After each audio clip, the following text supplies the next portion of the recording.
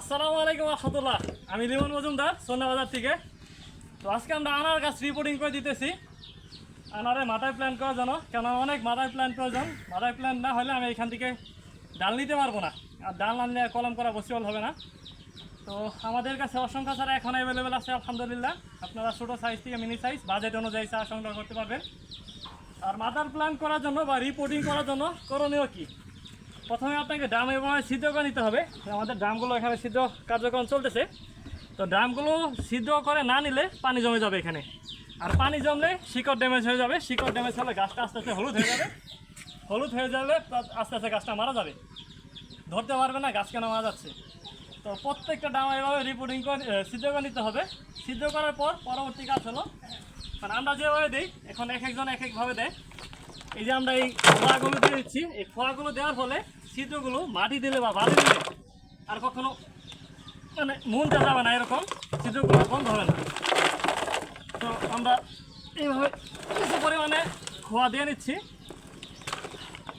খোয়াগুলো সমানভাবে বিছিয়ে দেওয়ার পরে অতঃপর যে মাটিগুলো পরিপূর্ণ করা হবে, এখানে আমাদের জৈব সার আছে।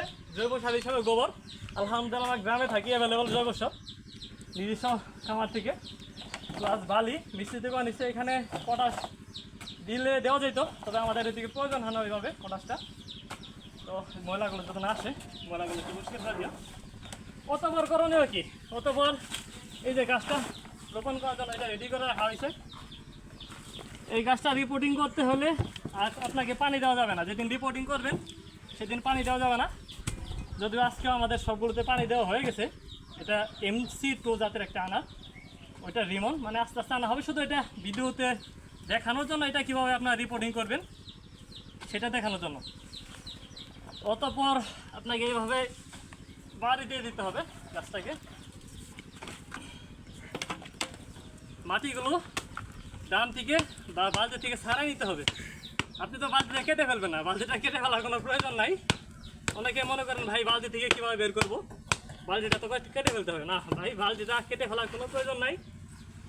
এভাবে দুই সাইড থেকে ছাড়াই নেবেন, নিচে হালকা একটু বাড়িয়ে দেবেন। অতপর একটু নাড়াচাড়া দিলেই এটা বেরিয়ে আসবে, এই সুন্দরভাবে বেরিয়ে আসবে এরকম করে। তো এইটা থেকে আপনারা কি করবেন, এই যে পুরাতন যে শিকড়গুলো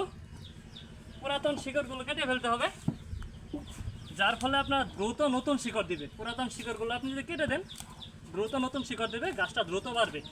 না হয় গাছটা বাড়তে একটু দেরি হবে। ভালোভাবে পুরাতন শিকড়গুলো চারো সাইড থেকে কাটা নেবেন, এবং নিচের সাইড থেকেও কেটে নেবেন। খেয়াল রাখবেন যেন মূল শিকড় না কাটা পড়ে, আবার শুধু পুরাতন শিকড়গুলোই কাটবেন, হালকা করে ছাটে নেবেন।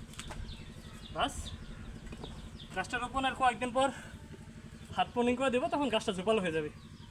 আর এরকম যে ফুল আসতেছে, তো ফল সহ মাদার প্লান্ট থেকে আমাদের ছোটো চারাগুলো তৈরি করা হয়। তা যদিও মাটি আরেকটু খুঁড়ে নিতে হবে।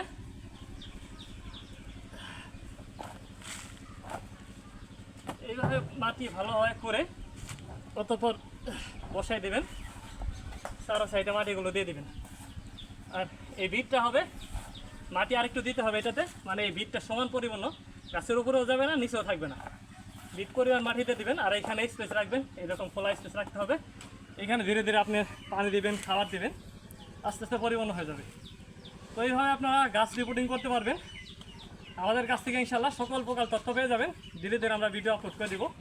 অসংখ্য ভিডিও অলরেডি তথ্যমূলক আছে, আপনারা দেখে নেবেন। আসসালামু আলাইকুম রহমতুল্লাহ।